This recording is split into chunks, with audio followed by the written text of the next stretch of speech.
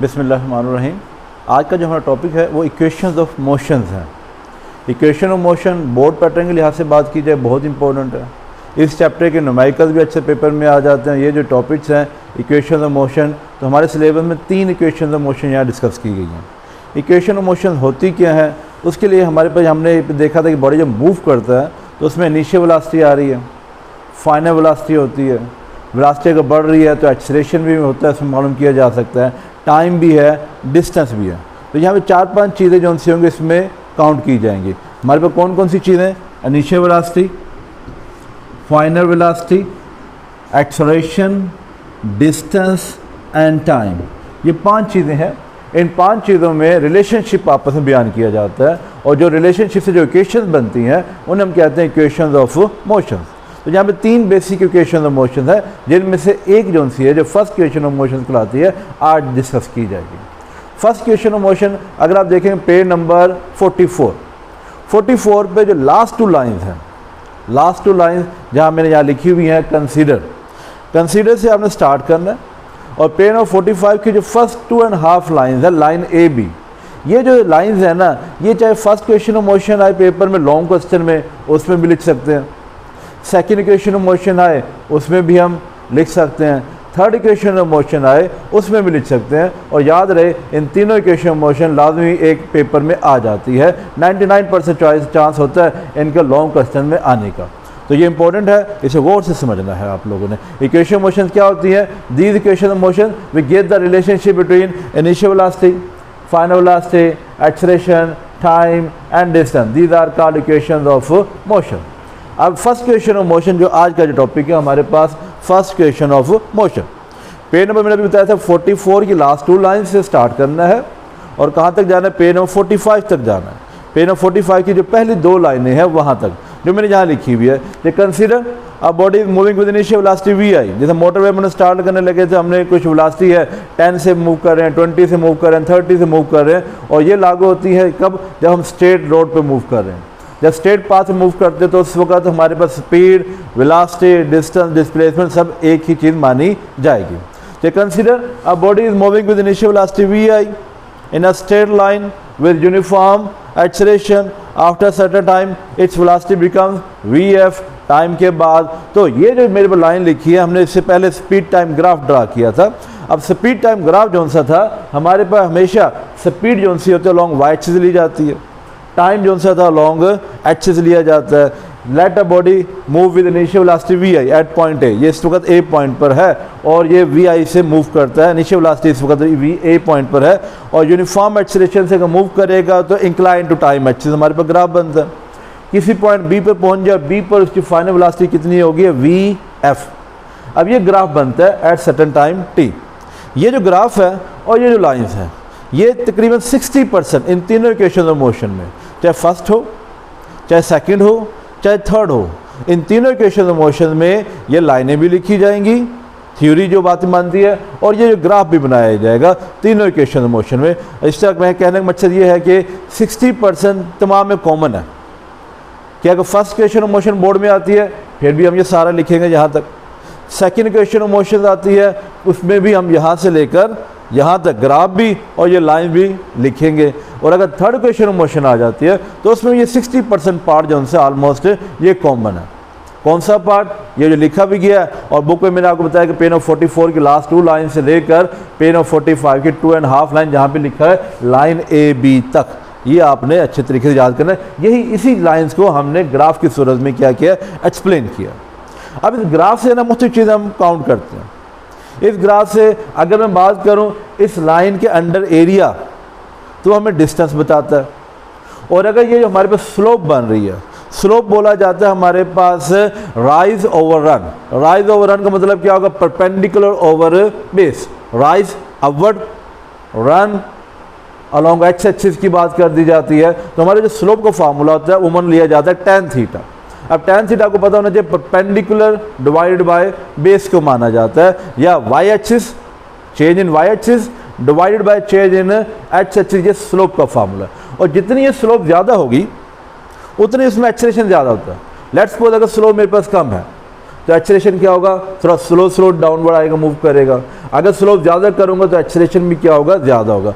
तो slope of the line A be in speed time graph gives acceleration.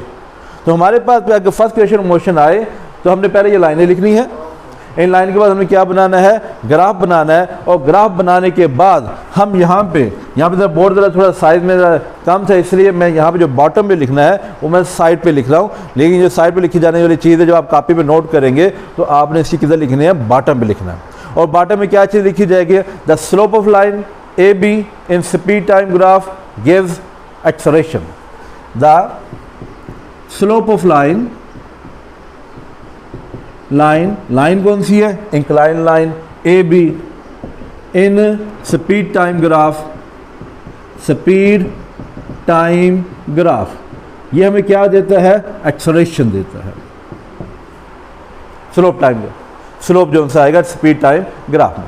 अब slope का formula क्या था, tan थीटा के इक्वल होता है परपेंडिकुलर बाय बेस, ये भी कह सकते हैं, राइज ओवर रन ये भी बोला जा सकता है, change in y axis divided by change in x axis ये लिखा जा सकता है। तो अगर ये हमारे पास ट्राइंगल देखेंगे, जो स्लोप है इसमें अगर बात करें ए पॉइंट से लेकर सी से डी तक, ये हमारे पास थी इनिशियल वेलोसिटी। अगर ओवरऑल बात करूं डी से बी तक तो ये मेरे पास क्या बनती है, फाइनल वेलोसिटी। इसके बाद अगर ए से सी बात की जाए, हॉरिजॉन्टल की बात करूं, ओ से डी की बात की जाए तो ये मेरे पास क्या बनता है, टाइम बनता है।